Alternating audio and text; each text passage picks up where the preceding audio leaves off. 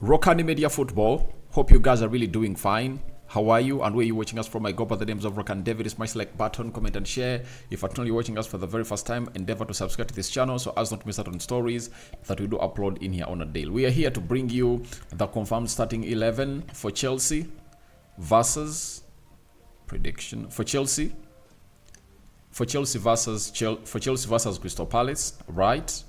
And Man City versus Man City is playing Everton at the Goodison Park. That's why they've got to hate to play for. A very hard game for them to come in through and we do that. But the biggest highlight is that Nkunku makes his first Premier League start for the side of Chelsea. Welcome to the Rokani Media Football once again. Hope you guys are really doing fine and better, and it's really a honor to have you and really be talking to you right now, because if it wasn't you, I wouldn't have been here. I'm here because of you, and I really go ahead to obviously command huge respect for you, the people that subscribe to this channel. Now, Chelsea are coming to this game when they're 11th with 22 points. They're going to hate to play 18 games. Crystal Palace is 15th. They're going to hate to play 18 games, and they're having 18 points. Chelsea is having 22 points. If at all they win, they might find themselves back into their 10th position.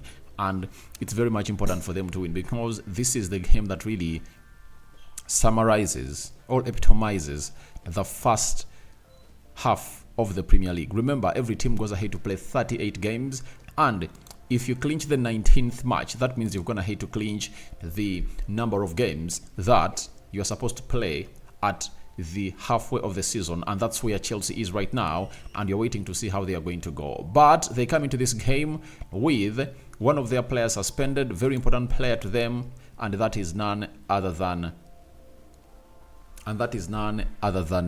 what's the name of the guy? Carl Palmer is suspended. I'm not seeing Raheem Sterling on. I'm really trying to see exactly why is he off the field of play. I want to see what Pochettino is going to have to say about him. Chelsea really have a very bad problem, and Pochettino, what has he said about these other players that are really going to hate to miss out? I'm going to bring you exactly what I was going to hate to say about this. But Nkunku into the mix starts with Nkunku Mudryk into this beautiful game of football that Chelsea want to win badly. You know, sometimes you need to win your games if at all you are to go anywhere, and no one else is going to come out and obviously win you these games. It's obviously supposed to be you to win these games, and Chelsea have gone ahead to name the following starting 11 as far as this game of football is really concerned. Chelsea are really having Petrovic in goal, then Malo Gusto is playing as the right back, Colwill left back, Disasi and Badiashile in the central defense, and Moise Caicedo and Conor Gallagher are playing the double pivot. Nkunku Mudryk is being played as a right attacking midfielder. Nkunku played as a central attacking midfielder behind Nicholas Jackson. Madsen left attacking midfielder, and Nicholas Jackson is leading the line. When you look at that lineup, it really communicates a lot to you if at all you've gonna hate to be following up on Chelsea. They are coming in through with a depleted squad a little bit, but every team has played with a depleted squad, because that is no longer an excuse. You know, if a team was gonna hate to have close to nine players off, you know, how can you come out and really give that as an excuse? Teams have gonna hate to be having 11 players off, and Chelsea is one of the big spenders of the summer. We all know that Chelsea are the summer big spenders. You know, they've spent close to 1.2 billion shillings ever since they went ahead to obviously get in Toddy Boyle into their team. But when you look at the team on paper, it really has quality, and they've gone ahead to field a squad that has an average age of 23 years of age. When you look at Gusto is like 19-20, Disasi is 24-25, Badiashile is like 22, Colwill is like 20, Moise Caicedo 22, Conor Gallagher 24, 23, Mudryk 23, Nkunku is like 23-24 years of age. Madsen is still young. Nicholas Jackson is just 22 years of age. So that's this lineup they've gone ahead to field, and this lineup should get them results, because Chelsea has been really having difficulty when it comes to obviously scoring goals. You saw it when they are losing to Wolverhampton Wanderers in the game they played, I think, over the previous weekend. They went ahead to lose by 2-1. But if you ask me which team went ahead to create very many chances, I'll tell you verbally that it was Chelsea. Chelsea went ahead to put in a very huge shift but they never really went ahead to kill off those chances until Nkunku came on through and pulled one back for them, but it was too late because the game had already gone ahead to be 2-0 in favor of Wolverhampton Wanderers, and that's why the manager has gone ahead to bring in Nkunku. A lot of people have been really asked on whether they think Nkunku has been forced into a starting position because of the problems that Chelsea are really having. I say no. They really came up with a strategy, and the strategy has gone ahead to work for them very well. Nkunku has been rested. You know, he returned, by the way, way back, like 3 weeks back. But the manager said, I'm going to leave him to go through the rehab, do the grass work, until his knee really goes ahead to get back into perfect position. And what a way to obviously start him. And if I'm to tip some of the players that I think are going to obviously put goals at the back of the net, Nkunku is one of them. I believe Nkunku can really score for the side of Chelsea today, because him being played as a central attack midfielder in this position behind Nicholas Jackson puts him in a better position to make late runs into the 18 yards box area and really create magic for the team of Chelsea. And Mudryk is also on fire. He has also gone ahead to obviously pick up himself and is doing lots and lots of services for that Pochettino side. I remember, I think 2 days back, I went ahead to do a story when Pochettino was obviously talking about Nkunku Mudryk and how he has gone ahead to evolve as a player and all what he's doing for this side. So we wait and see how that pans out, but they're going to be facing a very tricky side. This side is tricky. They're having energetic players that are going to run for the entire game. They'll run for their lives. That is the side of Crystal Palace. They are going to run for their lives in this game. They are not going to give up. They are going to obviously bring the best, or they are going to bring their best into this game. So when you look at their lineup, you really get to know that they are here to do one thing. They are here to win, and they really want to get in points as soon as possible, because I think they went ahead to draw with Liverpool recently, you know, and they were at Anfield. The game ended 2-2. So they are so much geared up as Crystal Palace, and their manager is on pressure because he might lose his job. He needs to obviously deliver to the maximum if at all he's to really get to where he wants to be at this side. However much they brought him in and saved them from relegation after sacking Patrick Vieira in January this year, that does not really exonerate him, because the results that he's really getting can culminate into him really getting sacked. We all know that he was on the wheel when he came in through, and they went ahead to win very many games for Crystal Palace, and the season never started on badly for him. But in the last 6 games, I think he has been really having the worst of his performances coming in through from the side of Crystal Palace. But he has Dean Henderson in goal, former at Man United, crossed for a permanent deal at £15 million to the side of Crystal Palace. Nathan Klein, former at Liverpool, playing as the right back.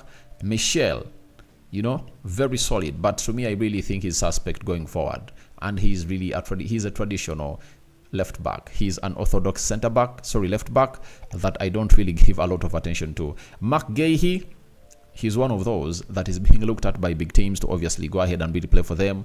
Manchester United, Arsenal, and very many others are really looking at for him, but all those will come in through in the summer transfer window. And Mark Gahey might be one of those players that won't stay at the team of Crystal Palace in the coming 6 months from now. But for me, I think this guy Jay Anderson, people have not gone ahead to give him a lot of attention to his performances, but he's a very good player.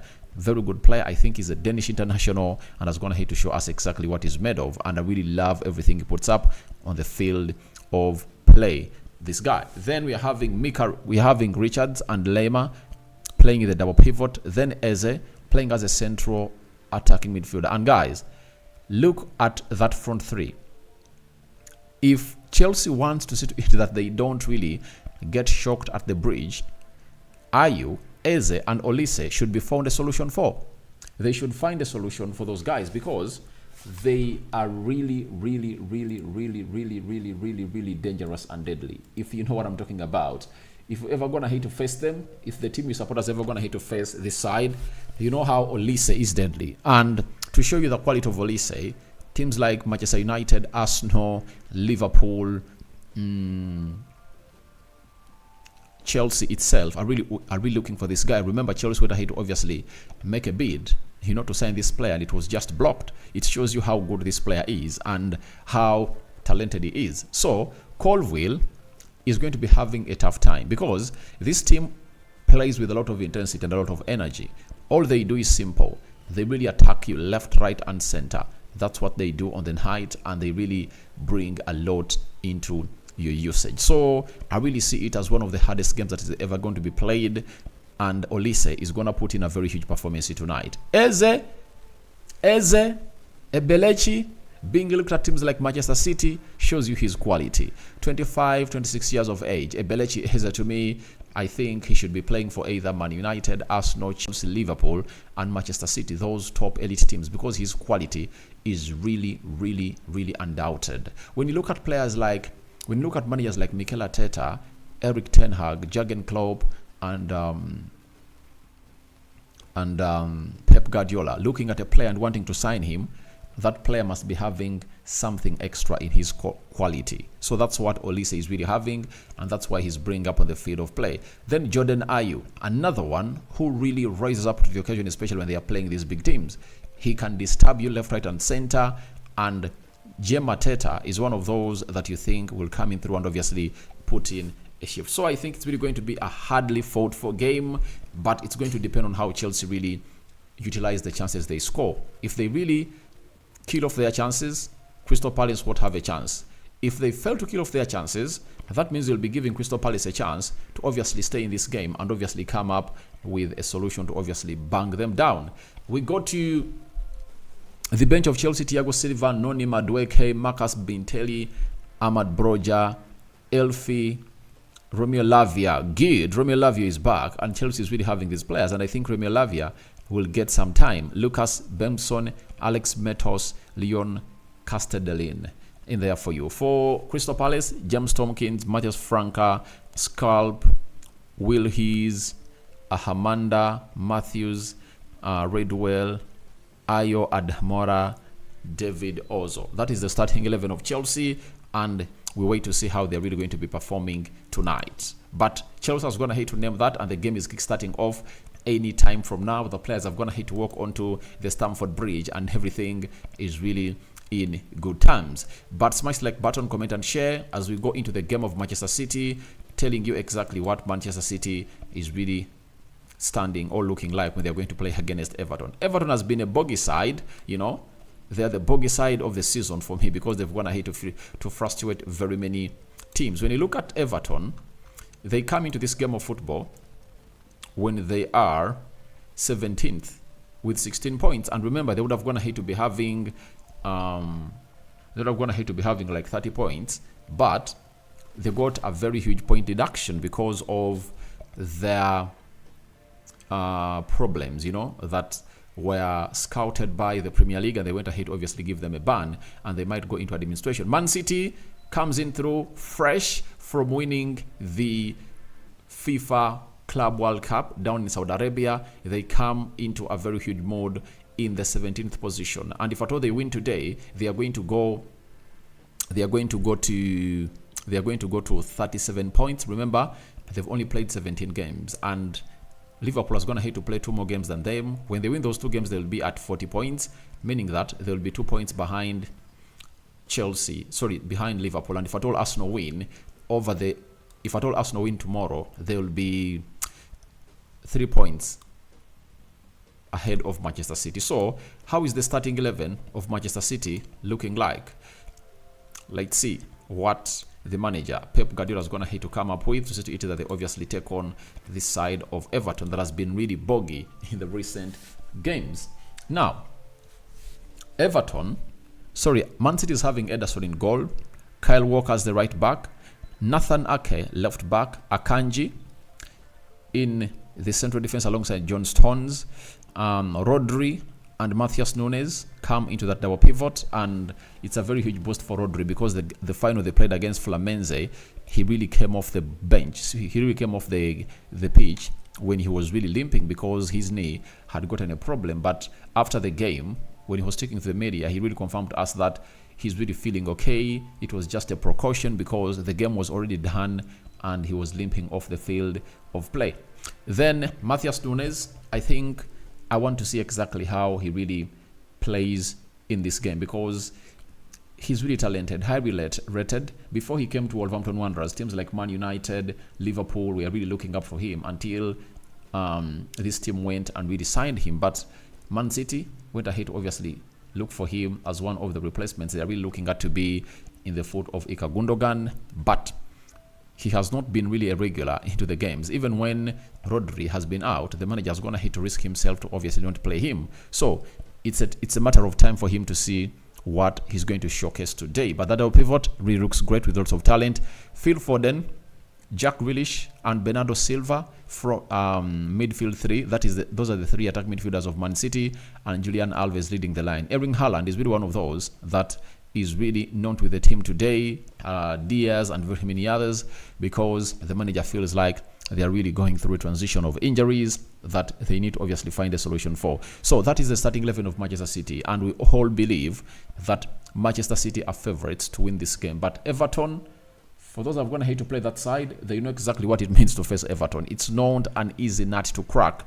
Everton is not an easy nut to crack, and it has gone ahead to cause havoc to very many different teams all over the world. That is Everton for you. So we all understand that Everton has a very strong team, and when you look at what their manager has gone ahead to obviously come up with: Pickford in goal, Patterson right back, Mielenko left back, Tarkowski and Braithwaite into the central defense. Braithwaite is one of those young players that very many teams are really looking at. He has gone ahead to be having a very good season, and teams are really looking at him because of his quality, and look at him so much in the summer transfer window. Not in the January transfer window, but the summer transfer window. Teams are going to be up and running for him. Angel Gomez and Amadou Onana playing the double pivot. Remember, Doucouré really got, is it any injury, a hamstring, in the game they played. Which team were they playing against? He got really an injury, and he saw himself, I think they're playing against Tottenham Hotspur. That game ended 2-1 in favor of Tottenham Hotspur, and Doucouré was really out. Doucouré is one of those players that are going to have to come in through and really put in very many goals for the side of Everton. But Angel Gomez came in through and obviously is filling the void.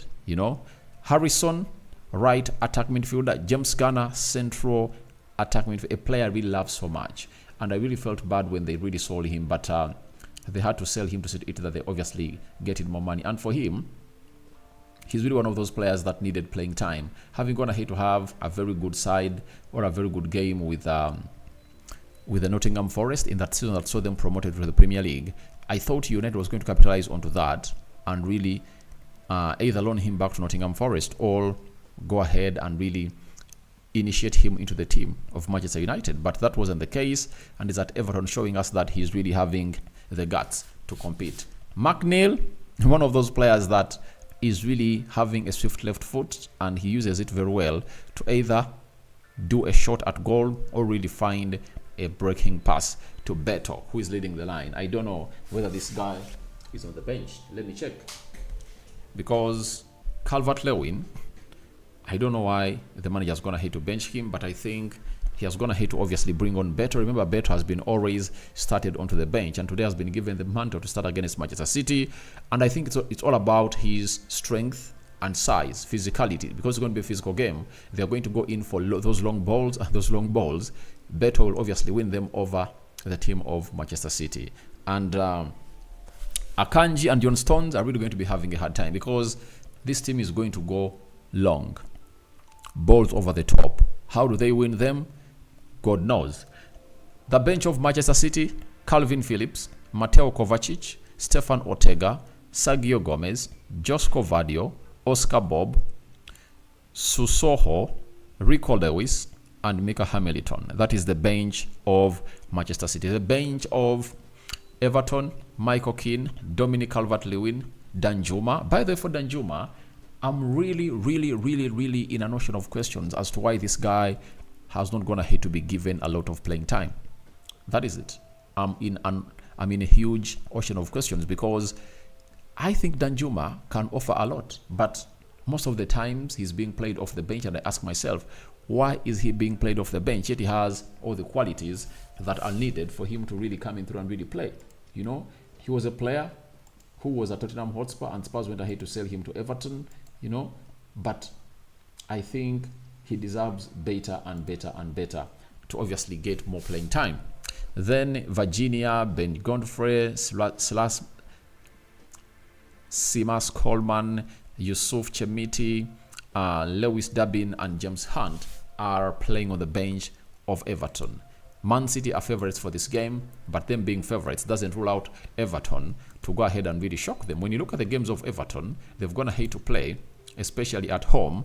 Recently, they've gone ahead to obviously collect very many points. Everton, I think they last lost at home when they were beaten by Man United by 3-0. Then they beat Newcastle by 3-0 at home. They beat Chelsea by 2-0. So their form at home has been okay. Even away from home, they beat Burnley 2-0. They beat Nottingham 1-0. You get? So they've not been bad travelers. They beat Crystal Palace 3-2. So Everton is really a very hard side to predict. They went ahead and beat West Ham away from home by 1-0. So we wait to see how that really pans out totally and see exactly what that's gonna be like. Let me end this poll and see what you guys are really telling me, and who do you think is gonna win this game against Chelsea and Crystal Palace. 76% are calling in for Chelsea win, Crystal Palace win 17%, a draw 5%, and lastly, we are really having this game of football going on, and 8 minutes played is still 0-0, but it looks like Crystal Palace are playing with the front foot and really making it hard for Chelsea to cross, you know, the center line. Very, very shocking. Is it a plan for Roy Hodgson to see to it that his team really gets the first goal and sit back? Let's wait and see how that pans out. We sign out for now. See you later. I cover you all in the precious blood of Jesus Christ, and may the living to God bless you abundantly. Rock and David remains my name, the Muslim